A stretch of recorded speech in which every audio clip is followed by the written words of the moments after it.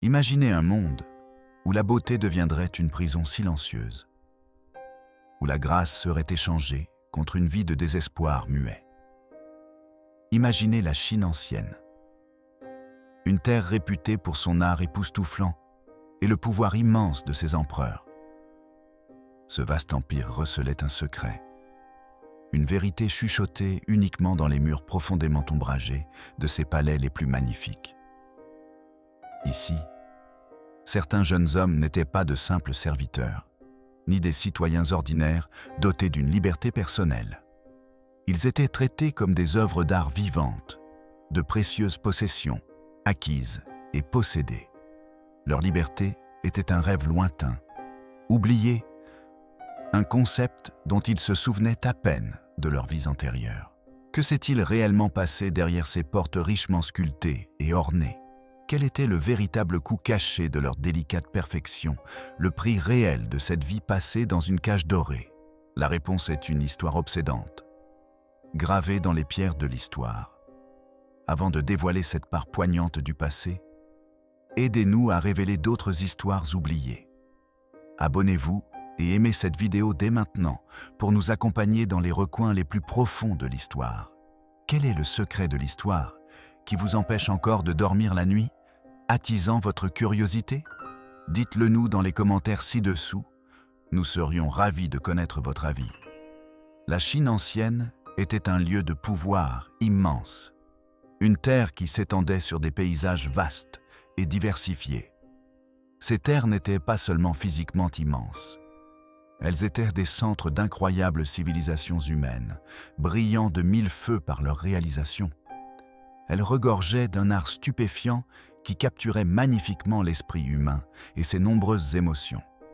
Un savoir profond repoussait les limites mêmes de la connaissance, créant de nouvelles compréhensions du monde. Des découvertes scientifiques avancées façonnaient le quotidien des gens, faisant de la Chine un leader dans de nombreux domaines. C'était une société qui valorisait l'intellect et le raffinement, où les érudits et les artistes étaient très respectés.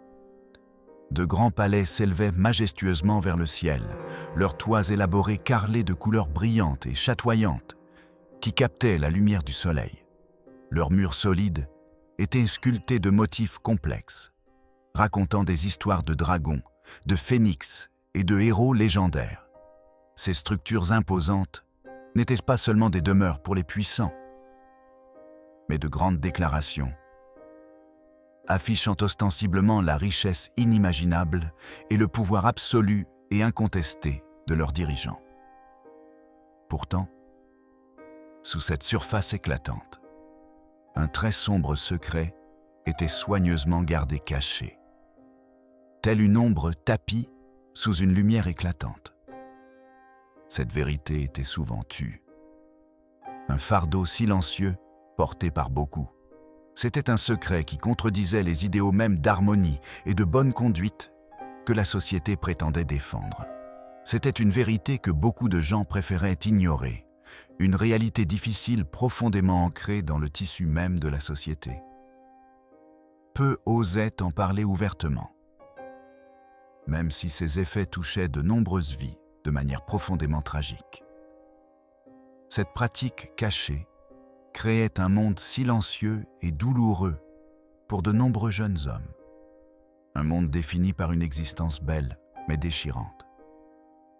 En ces temps anciens, d'innombrables familles étaient terriblement pauvres, vivant au bord de la survie, confrontées à des difficultés constantes. Elles faisaient souvent face à la faim chaque jour, avec des bols vides et des estomacs qui gargouillaient, ressentant la douleur lancinante de la famine. Elles vivaient sans grand espoir d'un avenir meilleur, piégées dans un cycle de pauvreté qui semblait impossible à briser. Les perspectives pour leurs enfants étaient particulièrement sombres, offrant très peu de chances d'échapper à la dureté de leur quotidien. On pouvait s'attendre à ce qu'ils travaillent dès leur plus jeune âge, souvent dans les champs ou de petits ateliers, sans aucune perspective d'apprentissage ou d'avancement. Leur vie n'était qu'une lutte pour survivre, jour après jour. Cette situation désespérée forçait parfois les parents à faire des choix incroyablement difficiles. Des décisions qu'aucune mère ou aucun père ne devrait jamais avoir à prendre au cours de sa vie. Ils étaient poussés à bout, contemplant souvent des options qui déchiraient douloureusement leur cœur et leur âme. Parfois, leur seul moyen d'assurer la survie du reste de leur famille était de céder un enfant, un acte de sacrifice inimaginable. Pendant ce temps, les familles riches, qui avaient bien plus qu'assez de tout, voyaient une étrange opportunité dans cette souffrance généralisée. Elles étaient toujours à l'affût, non pas de travailleurs ordinaires ou de simples ouvriers, mais de quelque chose de bien plus spécifique et unique.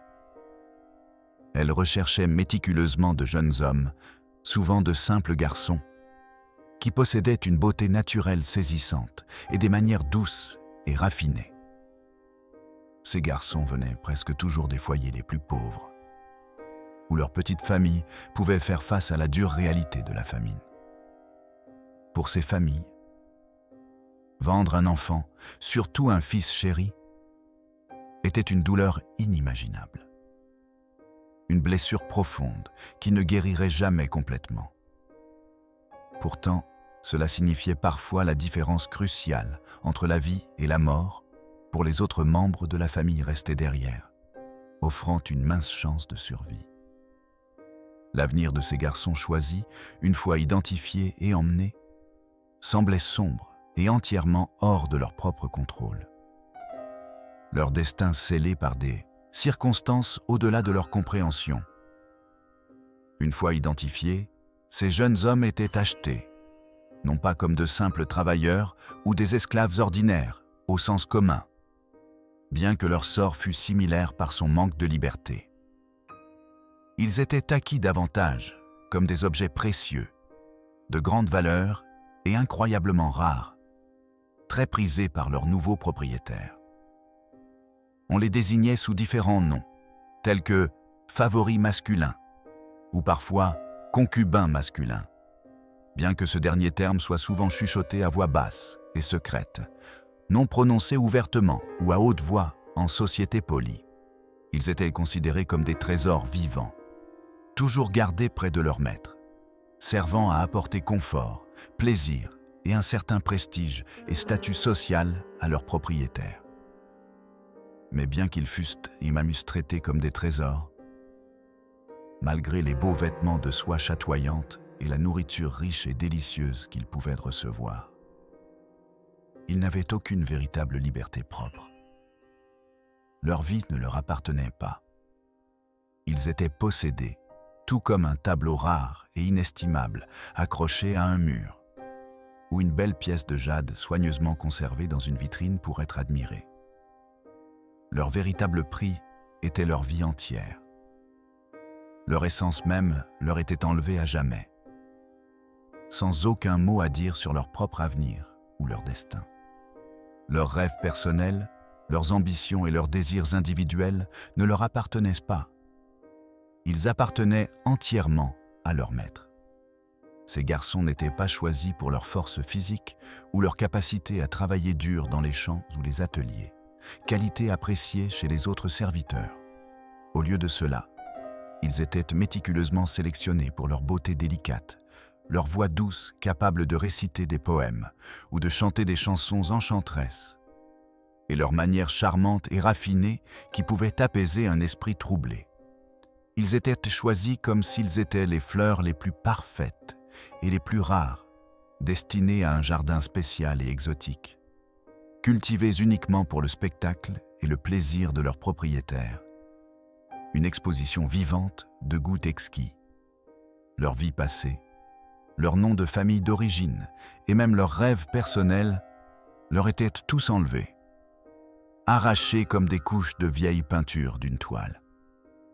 On s'attendait à ce qu'ils oublient qui ils avaient été, à effacer complètement leur ancienne identité de leur esprit et de leur cœur.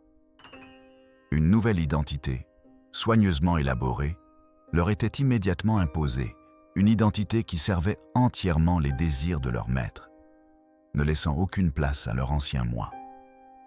Cette transformation était souvent rapide et absolue, les laissant se sentir déconnectés de leur propre histoire. Dès leur plus jeune âge, ils étaient formés avec une concentration intense et une discipline stricte, devenant parfaits de toutes les manières possibles attendues d'eux. Cette formation ne visait pas à apprendre un métier pour leur propre bénéfice, ni à acquérir des connaissances pour devenir de sages érudits pour eux-mêmes. Il s'agissait purement de plaire à leur maître, de satisfaire tous leurs désirs et d'anticiper chaque besoin avant même qu'il ne soit exprimé, presque comme s'ils pouvaient lire dans les pensées. Leur éducation était entièrement axée sur la servitude et la perfection esthétique. Cette vie de luxe extérieur, souvent remplie de vêtements de soie fine qui chatoyaient à chaque mouvement, de bijoux exquis qui scintillaient et de nourriture riche et délicieuse, cachait un état de captivité profond et constant. Derrière les doux rideaux de soie fluide et l'air parfumé de leur chambre privée, il y avait une prison silencieuse pour leurs esprits, une cage mentale et émotionnelle.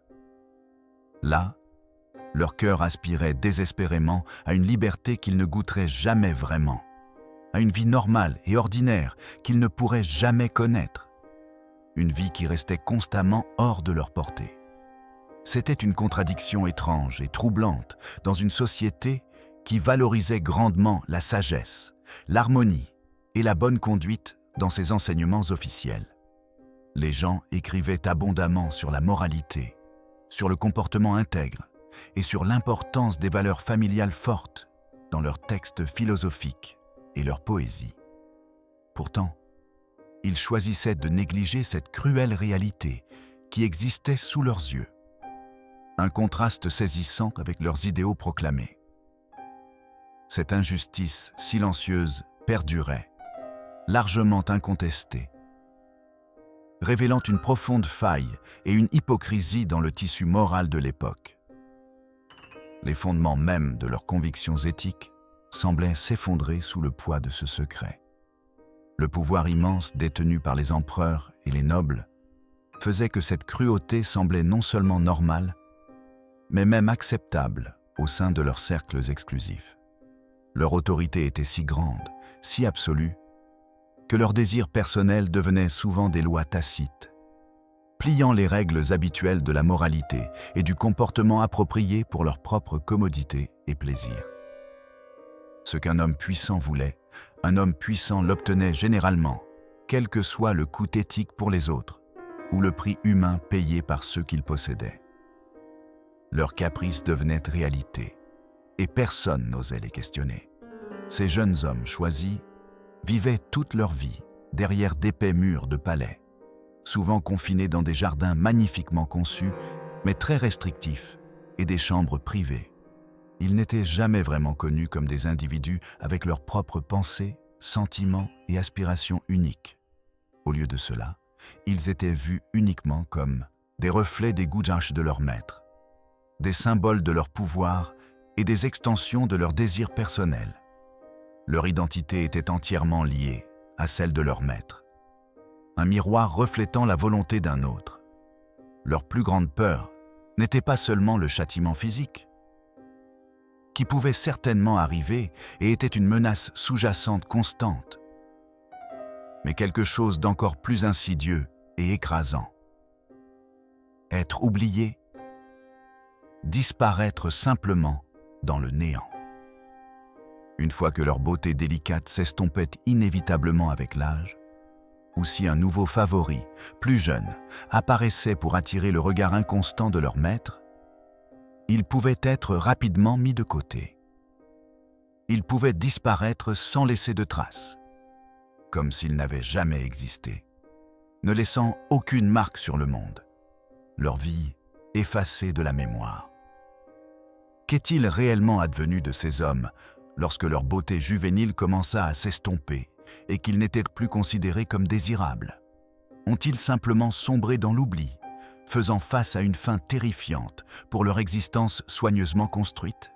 Des recruteurs étaient toujours à l'œuvre, cherchant activement dans chaque village et ville, avec des yeux perçants, des garçons qui montraient une promesse spéciale et rare. Ils ne cherchaient pas ceux qui avaient des muscles forts ou des mains dures et calleuses, signes évidents d'une vie de travail dans les champs. Au lieu de cela, ils recherchaient méticuleusement des traits délicats, des mouvements gracieux dans leur démarche, et un esprit doux et sensible qui semblait rayonner naturellement de l'intérieur, une lumière intérieure silencieuse.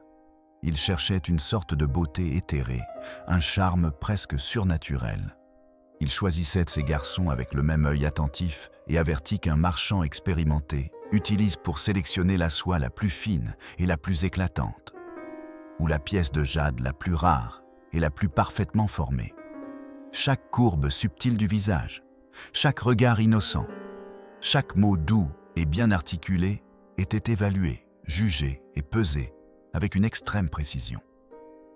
Ces minuscules détails, observés en un instant par des yeux exercés, décidaient souvent du destin entier d'une jeune vie, changeant son cours à jamais, pour le meilleur ou pour le pire, généralement le pire. Les garçons n'avaient pas leur mot à dire dans cette décision capitale. Une fois qu'un garçon était choisi et la transaction financière achevée, sa famille versait souvent des larmes déchirantes, des larmes de profonde tristesse et de désespoir. Ils savaient que leur fils était emmené vers une vie nouvelle et étrange, une vie d'où il ne reviendrait probablement jamais vraiment de la même manière, son esprit fondamentalement altéré. Il comprenait, le cœur lourd, qu'il ne serait plus jamais lui-même, que son autonomie et son individualité lui seraient irrévocablement perdues. La douleur de la séparation était immense, une blessure qui s'envenimait dans leur cœur.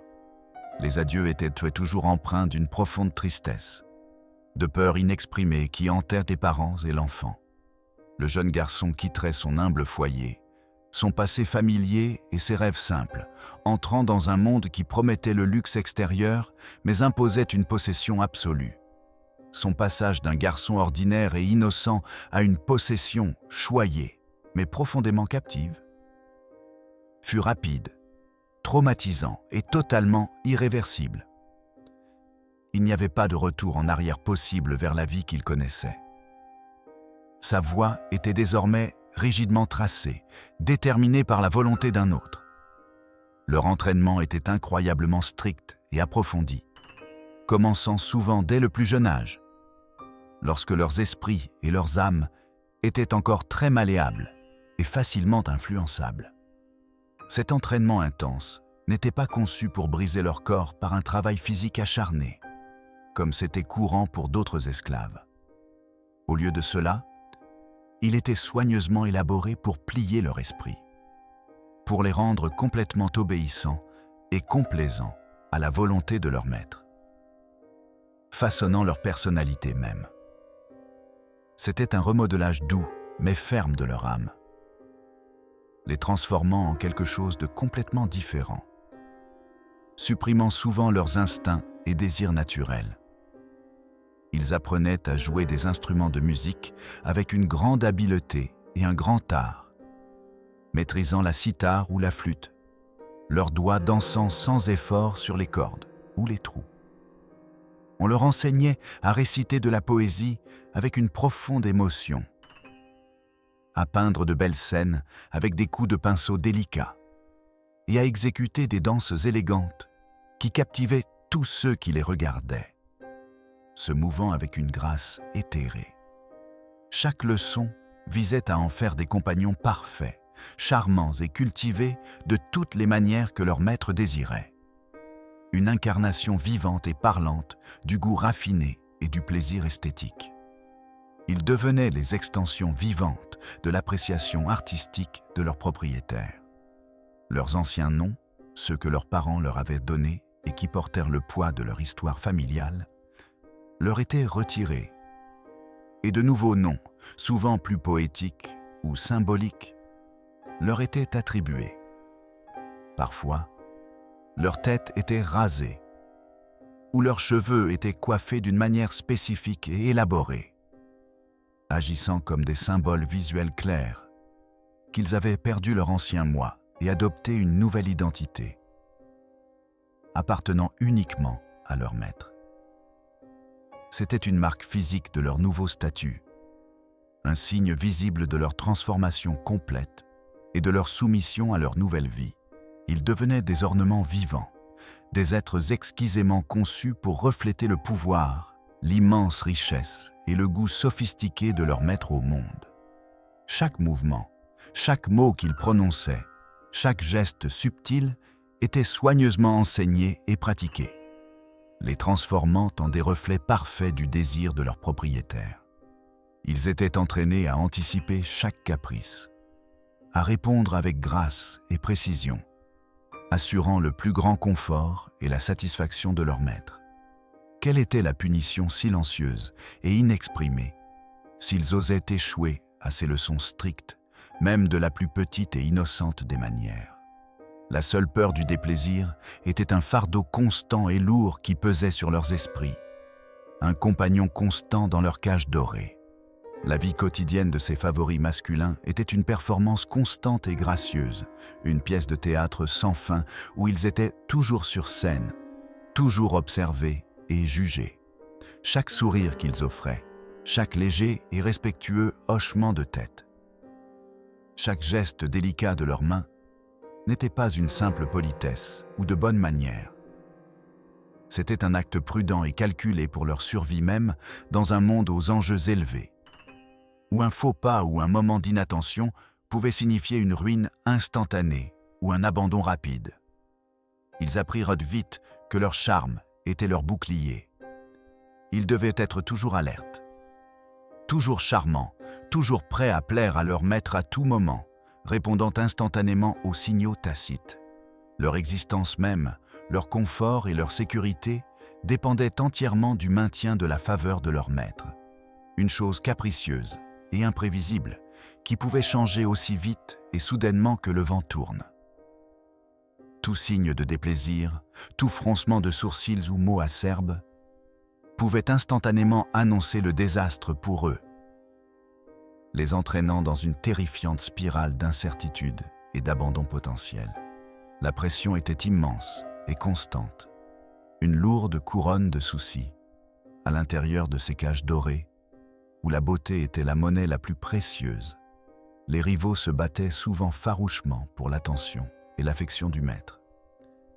Ils utilisaient des mots doux pour charmer, des ruses astucieuses pour déjouer, ou même des mensonges éhontés et des murmures pour prendre l'avantage sur les autres, pour écarter leur concurrence. La compétition était brutale et implacable, bien que souvent dissimulée sous un vernis de politesse et des sourires soigneusement contrôlés. C'était une guerre silencieuse menée avec des armes subtiles, chacun visant l'attention exclusive du maître.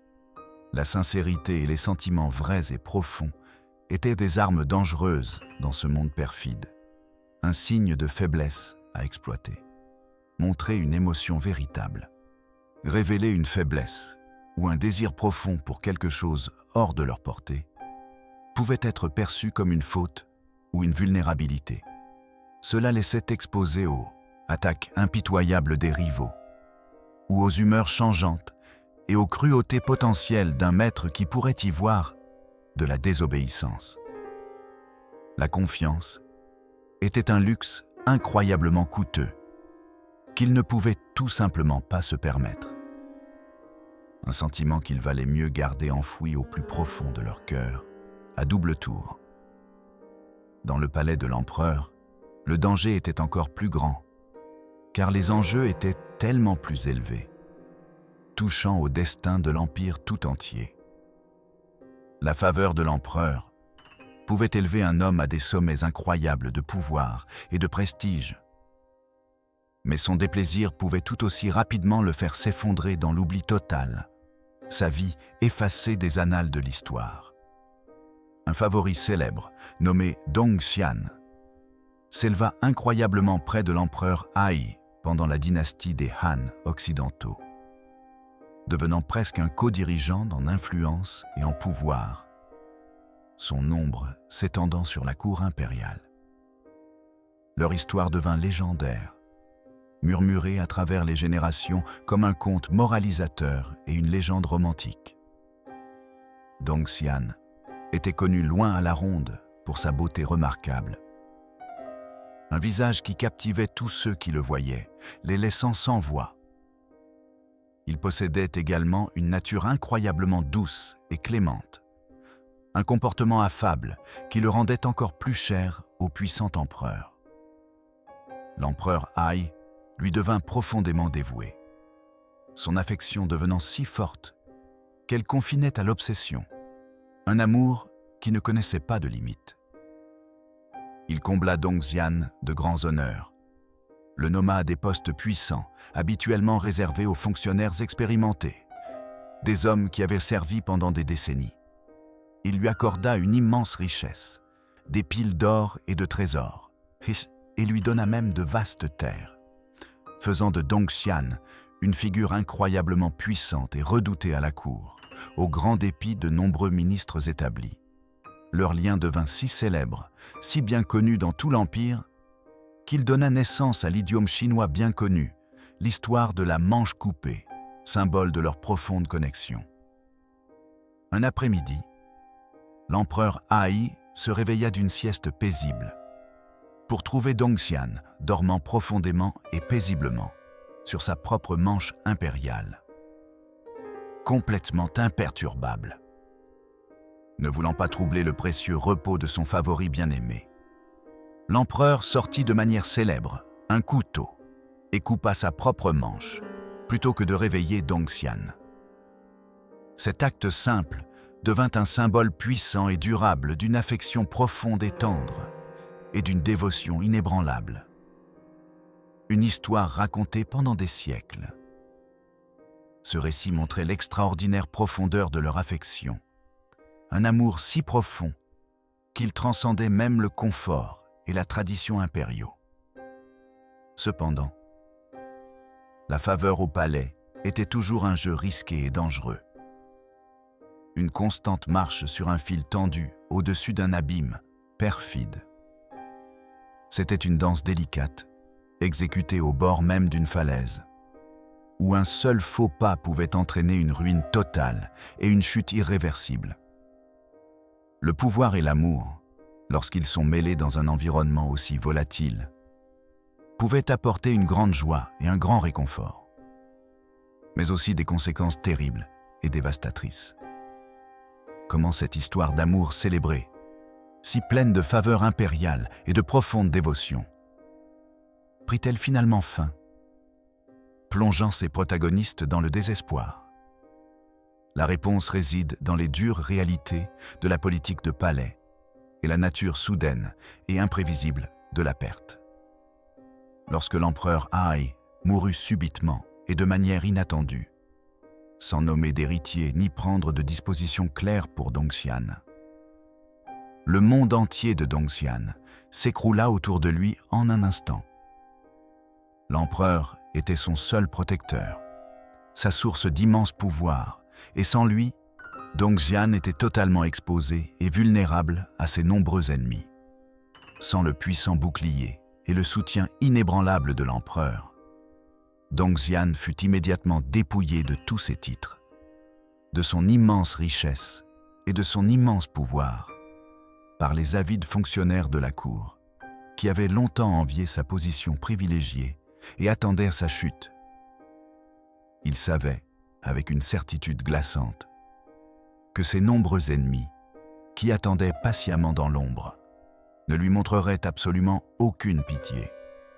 Ils agiraient rapidement et impitoyablement pour l'écraser et effacer son influence de la cour et de l'histoire.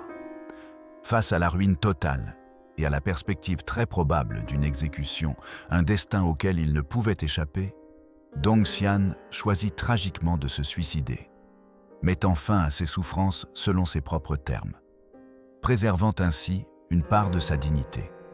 Son histoire devint un avertissement puissant et glaçant sur la nature éphémère et temporaire de la faveur impériale. Une dure leçon pour quiconque cherchait le pouvoir, par l'affection, plutôt que par des moyens traditionnels. Des siècles plus tard, pendant la vibrante dynastie Ming, l'empereur Zhengde porta la pratique d'avoir des favoris masculins à de nouveaux sommets étonnants, en faisant une caractéristique prééminente de sa cour. Il était connu pour ses excentricités, ses idées extravagantes et son mépris flagrant des protocoles de cour traditionnels et des attentes rigides. Il remplit sa cour non seulement de puissants ministres et de concubines féminines traditionnelles, mais aussi d'un nombre inhabituellement élevé de jeunes favoris masculins, à la grande surprise de nombreux fonctionnaires conservateurs. Ces favoris étaient souvent désignés par l'empereur par un terme unique et joueur. Ces garçons de la maison du léopard. Nommés d'après une résidence spéciale et élaborée qu'il avait construite pour eux en dehors de la cité interdite. Ces jeunes hommes n'étaient pas seulement là pour la compagnie ou l'amusement discret dans les quartiers privés du palais. Ils étaient autorisés à influencer les grandes décisions de l'Empire. Des décisions qui affecteraient des millions de personnes à travers de vastes terres. Ils assistaient à d'importantes réunions gouvernementales, souvent sans détenir de rôle ou de titres officiels, et murmuraient des conseils directement à l'oreille de l'empereur, leurs mots ayant un poids immense. Leurs paroles, parfois prononcées à la légère ou en plaisantant, pouvaient influencer le destin de provinces entières, changeant le cours de l'histoire par leur influence inattendue et leur proximité avec le pouvoir. Leur présence était une source constante de frustration pour les ministres traditionnels. Ce système de favoris masculins, bien que plus visible et impactant dans les grandes cours impériales, ne se limitait pas aux empereurs et à leur cercle immédiat. Il s'est répandu dans les plus hautes sphères de la société, devenant une pratique généralisée, quoique discrète. Les savants fortunés, vénérés pour leur savoir et leur sagesse, entretenaient souvent de jeunes hommes assistant dans leur foyer privé, s'entourant de beauté et de culture. Les puissants fonctionnaires, qui gouvernaient de vastes territoires et détenaient une autorité considérable, et même les riches marchands qui contrôlaient d'immenses fortunes, participaient tous à cette pratique répandue parmi l'élite, y voyant un gage de luxe et de statut. Ces hommes puissants prêchaient souvent publiquement la vertu, l'importance de la moralité et le respect des valeurs familiales traditionnelles, se présentant comme des parangons de la société. Ils étaient considérés comme des piliers de leur communauté, s'exprimant sur ce qui était juste et convenable pour tous les autres. Pourtant, derrière les portes closes de leur somptueuse demeure, ils menaient des vies très différentes, souvent secrètes, adoptant des pratiques qui contredisaient directement leurs enseignements extérieurs et leurs déclarations publiques. C'était une hypocrisie omniprésente, profondément enracinée dans la culture des privilégiés. Pendant de très nombreux siècles, cette injustice silencieuse fut simplement acceptée comme une partie normale, quoique privée, de la vie des classes puissantes et privilégiées. La société dans son ensemble privilégiait son propre confort et sa commodité, préférant maintenir le statu quo plutôt que d'affronter les failles morales profondément ancrées dans sa propre structure. C'était un accord tacite de fermer les yeux, d'ignorer les vérités dérangeantes et de faire comme si tout était comme il se devait. Le silence était assourdissant, un pacte conclu au nom de la stabilité et du pouvoir. Cette pratique était rarement remise en question ouvertement, car la contester revenait à défier l'autorité même de ceux qui la soutenaient, les personnes les plus puissantes du pays. Parler contre elle, c'était risquer sa position, ses moyens de subsistance, voire sa vie. Car une telle dissidence pouvait être perçue comme un acte de rébellion contre l'ordre établi.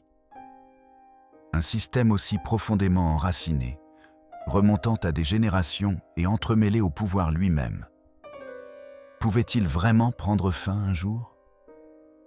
Cela sembla impossible pendant de nombreuses années, une chaîne ininterrompue de tradition et de domination.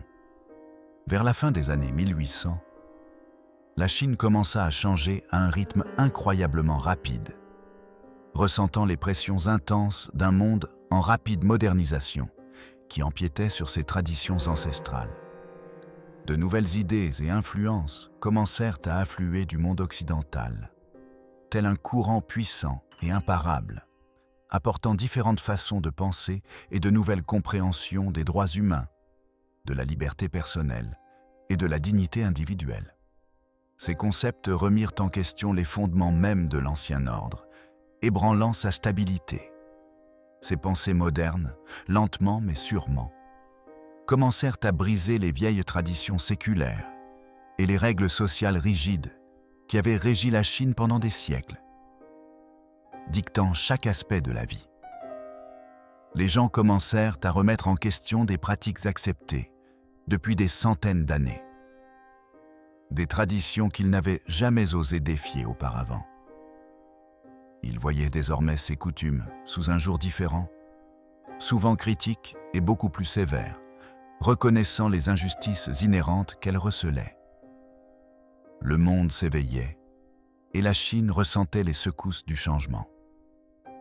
Finalement, la puissante dynastie Qing, qui avait régné sur la Chine pendant des siècles d'une main de fer, s'effondra au début des années 1900, succombant sous le poids des conflits internes et des pressions externes. Cet événement capital marqua la fin définitive du régime impérial, abattant une ère qui avait duré des millénaires. Il annonça le début d'une ère nouvelle et plus moderne pour la Chine, remplie à la fois d'espoir de progrès et d'immenses incertitudes quant à l'avenir. De nouvelles lois furent rapidement mises en place, visant spécifiquement à mettre fin à la pratique de l'entretien de favoris masculins et à d'autres formes de possession humaine, les déclarant illégales et immorales, reliques d'un âge révolu et barbare. Cependant, les vieilles habitudes et les coutumes profondément ancrées sont tenaces, surtout lorsqu'elles font partie de la société depuis si longtemps, tissées dans le tissu de la vie quotidienne. Même avec de nouvelles lois et des interdictions strictes, la pratique ne disparut pas entièrement du jour au lendemain. Têtue et persistante, elle se réfugia simplement davantage dans la clandestinité, devenant une activité secrète et souterraine, se poursuivant de manière clandestine parmi ceux qui s'accrochaient encore à l'ancien ordre et à ses privilèges, résistant à la puissante vague de changement et s'accrochant à leurs anciens droits. Les ombres offraient un refuge aux traditions condamnées.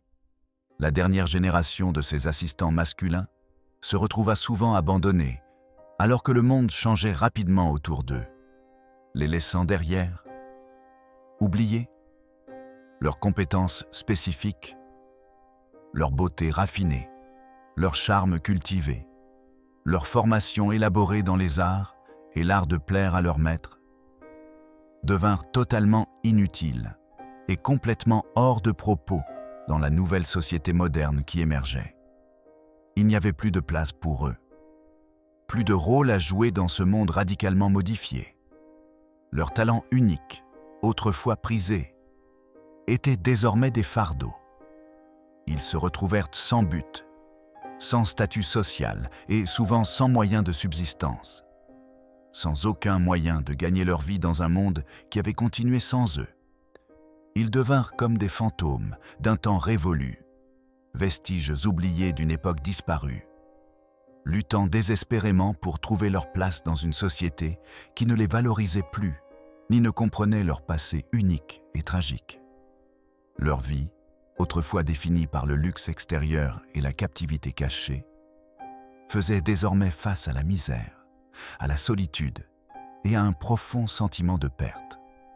Leurs identités soigneusement construites étant brisées par les vents de l'histoire. Avec l'arrivée spectaculaire de l'ère communiste au milieu du XXe siècle, il y eut une poussée énergique et systématique pour effacer toute trace de l'ancien monde féodal et de ses inégalités. Le nouveau gouvernement cherchait à balayer entièrement le passé. le considérant comme un chapitre corrompu et exploiteur. De nombreux registres historiques, lettres personnelles et coutumes anciennes qui faisaient allusion à de telles pratiques furent systématiquement détruits ou fortement supprimés, jugés indésirables ou contre-révolutionnaires. Un affront à la nouvelle idéologie. L'objectif était un nettoyage culturel complet. La mémoire de ses favoris masculins et le monde secret, souvent tragique qu'ils habitaient, fut de nouveau réduite au silence, cette fois par décret officiel et doctrine politique. C'était comme si l'histoire elle-même avait fait de son mieux pour les effacer, pour oublier qu'une telle pratique avait jamais existé, ensevelissant leurs histoires sous d'épaisses couches de nouvelles idéologies et de récits politiques. Leur existence devint un non-événement historique, officiellement nié et retiré de la conscience publique. Un effacement délibéré d'une vérité douloureuse. Mais heureusement, certaines lettres cachées, rangées dans des coffres oubliés, des journaux intimes gardés en secret et de vieilles histoires chuchotées transmises avec soin au sein des familles, réussirent à survivre à cette vague de destruction. Ces rares fragments sont comme de minuscules braises, toujours incandescentes d'une vérité oubliée, refusant de s'éteindre complètement, attendant d'être redécouvertes. Elles murmurent un message puissant, que l'histoire, dans ses tentatives de simplifier ou d'effacer des faits inconfortables, a fait de son mieux pour ignorer, mais n'a pu faire taire entièrement. Elles que nous disent que le pouvoir, surtout lorsqu'il est incontrôlé et absolu, exige souvent non seulement une simple obéissance, mais un silence complet et une soumission totale de la part de ceux qui subissent son poids écrasant. Elle révèle que la beauté, lorsqu'elle est valorisée par-dessus tout, peut devenir un lourd fardeau, une cage cruelle qui emprisonne son possesseur.